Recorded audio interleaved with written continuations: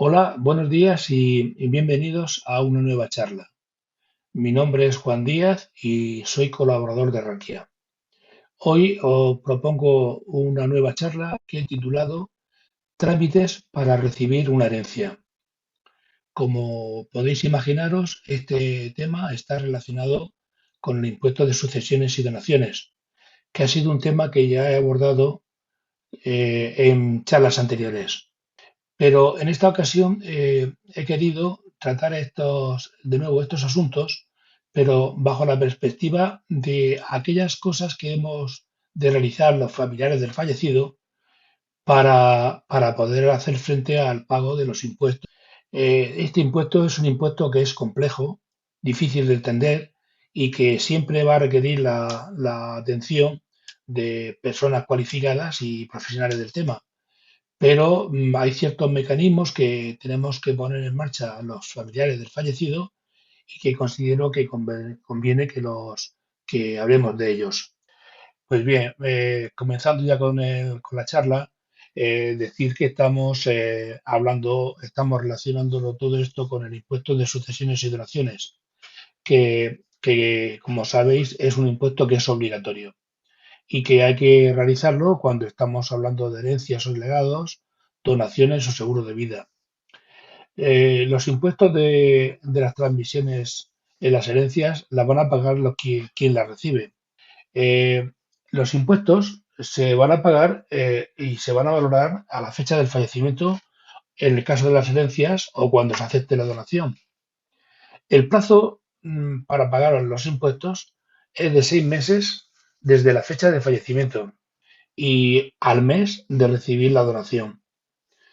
Los cosas peculiares del impuesto de sucesiones y donaciones es que es un impuesto que está cedido a las comunidades autónomas y por tanto habrá que pagar los impuestos en la comunidad del fallecido. Dado que es un impuesto que es de carácter autónomo, hay bastantes discrepancias entre las distintas autonomías. En las donaciones las va a pagar, por supuesto, el donatario, pero se van a pagar el impuesto en la comunidad de la persona que lo recibe, es decir, del donatario. Avanzando un poquito más, ahora voy a contaros algunos términos que están relacionados con la charla y que son fundamentales para comprender lo que después os voy a contar. Y el primer término que todos debemos de saber o de conocer es saber qué es el testamento. El testamento no es ni más ni menos que un documento en el que se deja escrito la voluntad de la persona que fallece. El testamento es un trámite muy sencillo, rápido y económico. Generalmente oscila entre los 40 a 50 euros un testamento normal y además hay que decir que el testamento es voluntario y secreto. Se puede hacer en cualquier notaría de España, con cualquier notario, y solamente es preciso llevar el DNI. No hay que detallar los bienes que se poseen en ese momento, solamente expresar la voluntad de lo que se quiere que se haga. Y se pueden hacer varios testamentos y valdrá el último que realices. Si no hacemos testamento, ¿qué pasa? Pues lógicamente los bienes los van a recibir los herederos legítimos. Pero lo que ocurre es que el reparto de esos bienes se va a hacer según el Código Civil y además habrá que hacer algún documento en el que se avale quiénes son realmente los herederos legales. Por tanto, es un trámite mucho más farragoso y que siempre estaremos necesitados hacerlo para determinar los herederos legítimos. Eh, Hablando de los herederos, diremos que el heredero es la persona que sucede al que fallece y adquiere los bienes y también las deudas. La ley, el Código Civil, establece quiénes son los herederos forzosos, que se llaman herederos forzosos, que son los que van a cobrar según el orden que aquí se establece. Los primeros que van a recibir los bienes y los nietos. De no haber hijos, los siguientes que reciben los bienes serán los padres. Y si no tiene padres, lo recibirá el cónyuge viudo. ¿Qué es la herencia? La herencia es un acto jurídico que se hace ante un fedatario público mediante el cual la persona que fallece transmite los bienes y las obligaciones a sus herederos. Eh, la herencia se divide en tres partes que ahora voy a destacar, voy a puntualizar. Se habla de la legítima, del tercio de mejora y de libre disposición. Para que se entiendan mejor estos términos, voy a ponerme en el supuesto de que una persona va a hacer el testamento, esa persona tiene hijos y cónyuge, y vamos a ver qué opciones tiene en sus manos para poder repartir sus bienes. La herencia se divide en tres partes.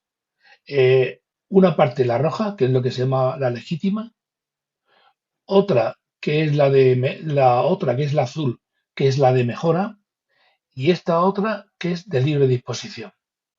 Pues bien, una persona al hacer testamento obligatoriamente tiene que dejar la legítima, se la tiene que dejar a sus hijos, los que tenga, a partes iguales. La otra parte, que es la parte de mejora, la puede utilizar para dar más mejoras a un hijo con respecto a otro. Por tanto, de la herencia, las dos terceras partes, la legítima más las de mejora, siempre, siempre van a ser para los hijos. Y luego hay otra parte que es la de libre disposición, que la persona la puede dejar a quien quiera. Lo único que hay que respetar del tema este es que siempre hay que dejarle un tercio del usufructo de una parte a la cónyuge. El ejemplo que quiero hacer a continuación se trata de una persona que no tiene hijos y viven sus padres. Entonces, cuando va a hacer esta persona el testamento, siempre, siempre tendrá que respetar un tercio de la herencia para sus padres. Esto es obligatorio. Y las dos terceras partes la podrá dejar a quien él quiera. Ahora bien, siempre, siempre, teniendo esposa, a la esposa habrá que respetarle el 50% del usufructo de sus bienes. Veamos ahora qué ocurre si la persona no ha hecho testamento. Pues en el caso que estamos contemplando, de que sea una persona que esté casada y que tenga hijos, el Código Civil establece que todos los bienes que tenía el fallecido van a pasar para sus hijos a partes iguales, y al cónyuge solamente le va a corresponder el usufructo de un tercio de sus bienes. En el supuesto de que la persona esté fallecida, estuviera casada y no tuviera hijos, por no haber hecho testamento, el Código Civil establece que todos los bienes que tenía el fallecido van a pasar para sus padres y su cónyuge solamente va a recibir el 50% del usufructo de sus bienes. El testamento más utilizado por los matrimonios es el llamado testamento del uno para el otro y después para los hijos. En este testamento se determina que la nuda propiedad de todos los bienes pase a los hijos a partes iguales y se deja el usufructo universal y vitalicio de toda la herencia al cónyuge viudo. De esta manera, los hijos no podrán vender ningún bien hasta que el cónyuge renuncie al usufructo o se cuantifique y se pague su valor. También el cónyuge viudo podrá usar y disfrutar todos los bienes de su esposo o esposa, como son la vivienda, las cuentas corrientes, los depósitos bancarios, etcétera. Ahora lo que me quiero es centrar en los trámites, que es el objeto de esta charla. Eh, la persona ha fallecido, es un momento muy, muy delicado, de muy poca de concentración para hacer cosas administrativas, pero estos términos son obligatorios hacerlos. Los documentos que son obligatorios para hacer el pago del impuesto de sucesiones son, en primer lugar, un certificado de defunción. Es un certificado que emite el médico a la hora del fallecimiento y que es un certificado gratuito que se puede recoger en el registro civil. A continuación, hay que pedir el certificado de últimas voluntades. Este certificado se puede pedir telemáticamente o en algún departamento de justicia y se pide a los 15 días de la defunción.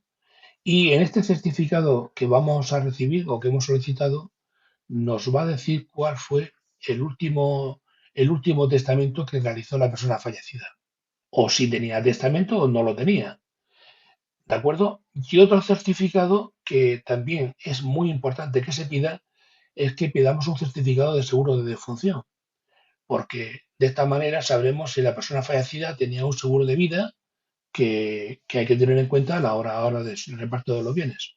¿De acuerdo?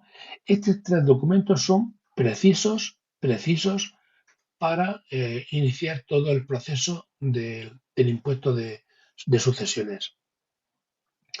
Si en el certificado de últimas voluntades dice que hay testamento, hay que ver dónde se hizo, con qué notario se hizo el testamento y pedir una copia autorizada del testamento. De esa manera ya sabremos quiénes son las personas y de la forma que van a recibir. En el caso de que no haya testamento, la ley tiene un vacío y es que no saben quiénes son los que van a heredar. Por tanto, hay que hacer una declaración de herederos y que lógicamente será más costosa que hacer un testamento en vida. Y por supuesto, aquí ahora, cuando hagamos la declaración de herederos, los herederos van a heredar no como quería el fallecido, sino como establece la ley.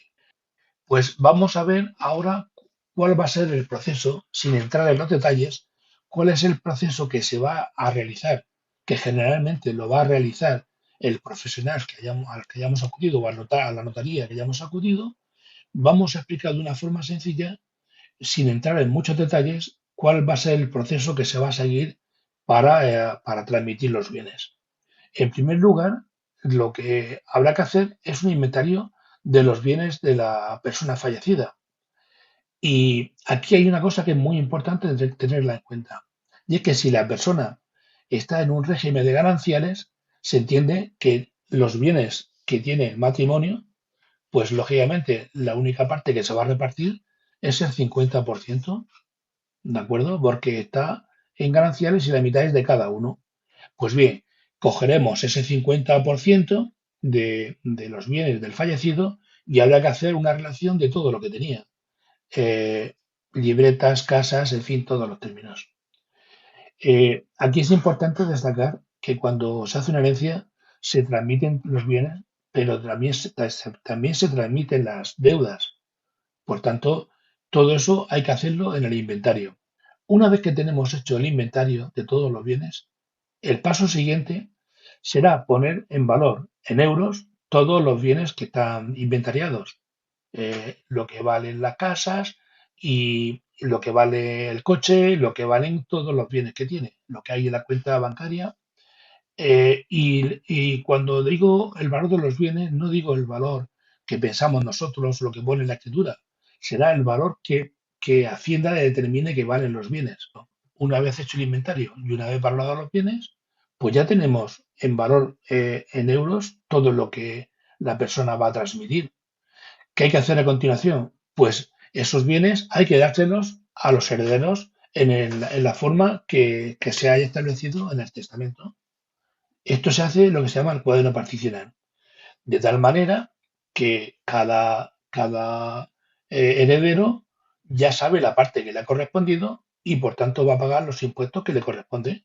Este proceso que he explicado muy rápido lo voy a detallar aquí un poquito, pero sin entrar en muchos detalles para que comprendáis lo que os quiero decir. Cuando se transmiten los bienes, se tiene muy en cuenta el grado de parentesco con la persona fallecida. Entonces, se establecen cuatro grupos. El grupo uno son para los descendientes, o sea, los hijos menores de hijos o nietos menores de 21 años. El segundo grupo son para los herederos forzosos, es decir, para los hijos, para el cónyuge y para los padres. El grupo 3 es ya para hermanos, tíos y sobrinos, y el grupo 4 son para otras personas. Lo que se va a producir, que insisto que esto lo hará un profesional, será la valoración de los bienes, se verán también las deudas que tiene y se conseguirá lo que se llama el caudal hereditario. Ese caudal hereditario, una vez que se deducen gastos, constituye la masa hereditaria. Esta es la masa que vamos de dinero, hablo ya de dinero, que se va a repartir. Como ya se ha establecido un testamento, pues veremos lo que le corresponde a cada uno de los herederos. A partir de este momento, cada heredero le ha correspondido una parte y cada uno de ellos va a tener que hacer el proceso que aquí indica, que por supuesto no voy a entrar en detalles. De tal manera que se hace lo siguiente. Aquí se ve lo que le corresponde a cada heredero, se van a hacer unas reducciones, una vez que se ha reducido se ve la base liquidable, se va a someter a una tabla y se va a conseguir lo que se llama la cuota tributaria. Y cuando lleguemos a la cuota tributaria, llegaremos a ver lo que establece la comunidad autónoma correspondiente, lo que es las deducciones que cada comunidad decida, y aquí se pone la cuota a pagar. Para verlo con un ejemplo gráfico, o digamos numérico, voy a hacer el siguiente ejemplo. Imaginémonos que la masa hereditaria de la persona que le corresponde, de la persona fallecida, ha sido 300.000 euros y que esta persona tiene 3 hijos. Por tanto, a cada hijo aquí va a tener que tributar por 100.000 euros. De estos 100.000 euros hay una reducción que está en función de los grupos que antes he comentado. Como los grupos, esta persona tiene hijos y cónyuge, pues hay una reducción, supongamos, de 10.000 euros. Luego, por tanto, la base liquidable van a ser 90.000 euros. Esos 90.000 euros se va a someter a una tabla y esa tabla va a traducir la base liquidable en cuántos impuestos hay que pagar. Pues bueno, supongamos que esa persona, esos 90.000 euros, le corresponden, por ejemplo, 20.000 euros de impuestos, ¿de acuerdo? O 15.000 euros, vamos a hacerlo más sencillo, 15.000 euros. Pues bien, eso va a constituir, si no hay otras historias, va a contribuir en la cuota tributaria. Ahora bien, ¿va a pagar la persona 20.000 euros o 15.000 euros? Pues no. Puede que la comunidad autónoma le diga, oye, pues no me pagues nada o solamente me pagas el 1% de los impuestos. Con lo cual aquí hay una dispersión de bonificaciones en función de la comunidad. Yo no quiero entrar en muchos detalles de este tema porque insisto que este apartado lo va a hacer el profesional y nos va a guiar en todo el proceso. Es para que comprendáis un tema. Y yo he puesto también un poco para enfatizar un poco y ver la importancia del impacto que cada comunidad tiene en este asunto, pues lo que he puesto un ejemplo de mi comunidad, de la comunidad de Castilla-La Mancha, que es donde yo resido. Entonces, siguiendo con el ejemplo que antes os hacía, hemos dicho que en el caso de que este ejemplo sucediera en Castilla-La Mancha, eh, pues aquí tendríamos que si cada heredero tenía 100.000 euros, hemos dicho que se le reduce por las reducciones de los grupos en 10.000 euros, aquí tenemos 90.000, y que hemos dicho que una vez que ha pasado por la tabla, pues aquí resulta que hay una cuota tributaria de 15.000 euros. Pues bien, en el caso que estamos aquí analizando de Castilla-La Mancha, en el capítulo de sucesiones, mi comunidad dice lo siguiente. Si la base liquidable es inferior a 175.000 euros, o sea, si la cantidad que tengo aquí es menor de 175.000 euros, que lo es, porque hemos dicho que eran 90.000 euros, no tengo que pagar nada. Luego aquí tienes un ejemplo de un caso, un ejemplo que puede ser real y que mi comunidad dice que si la base liquidable es inferior a 175.000 euros, pues no pagaré nada. Habrá otras comunidades que pueden decir, oye, pues en vez de 175.000, te voy a permitir que sea hasta 500.000. Pero insisto que esto es un tema que cada comunidad es distinto. Voy a hacer una serie de recomendaciones en base a lo que hemos visto. Ya hemos dicho que los primeros documentos que hay que hacer hay que ponerlos en marcha cuanto antes.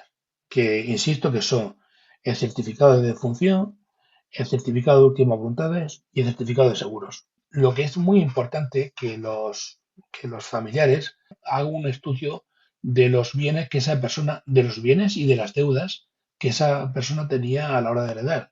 También es muy importante que se acuda a un profesional para que nos oriente en estos temas. Luego, ya si la persona tiene unos bienes importantes, pues también se puede plantear una planificación de cómo quiere que sus bienes vayan a sus herederos. Y puede ser interesante que en vida haga una donación. Hay que analizar también otro aspecto muy importante. Cuando una persona ha fallecido y tiene muchos bienes inmuebles, eh, yo estoy convencido que si la transmisión se hace de padres a hijos, los impuestos que se van a pagar van a ser muy pocos o cero. Sin embargo, si la persona lo que está transmitiendo son bienes inmuebles, hay un aspecto que puede repercutirle considerablemente, que es la plusvalía municipal. Cuando se transmite un bien inmueble, pues el ayuntamiento nos cobra por el incremento del suelo. Y aquí nos podemos encontrar con sorpresas de cuantías bastante considerables. Si tenemos la sospecha de que la persona tenía deudas y que los gastos que nos va a ocasionar toda la transmisión de los bienes puede ser perjudicial para nosotros, podemos renunciar a la herencia a beneficio de inventario. Es decir, que si cuando se haga el reparto cuando se haga el inventario de los bienes, se ve que hay más deudas que bienes, pues no se acepta la herencia. Eso lo explicará perfectamente el notario cuando vayáis a hacer todos los trámites. En las herencias solamente nos dan 6 meses desde la fecha de fallecimiento. Si en ese periodo de tiempo no se ha hecho efectivo el impuesto, hay sanción. Aquí he remarcado en rojo, bajo mi punto de vista, la importancia que hay de tener hecho un testamento. Nos va a agilizar tremendamente todos los trámites y va a dejar claramente establecido cuál era la voluntad de la persona fallecida. También he puesto aquí para que no haya confusiones que si la persona fallecida tenía planes de pensiones, estos planes de pensiones no tributan en el impuesto de sucesiones. Pues bien, esto es lo que yo quería comentaros. La charla la voy a publicar en el blog de Ranking. Aquí también pongo una dirección de correo electrónico en la que me podéis mandar vuestras consultas. Y bueno, pues simplemente daros las gracias por vuestra atención y me despido hasta una próxima charla. Muchas gracias y buenos días.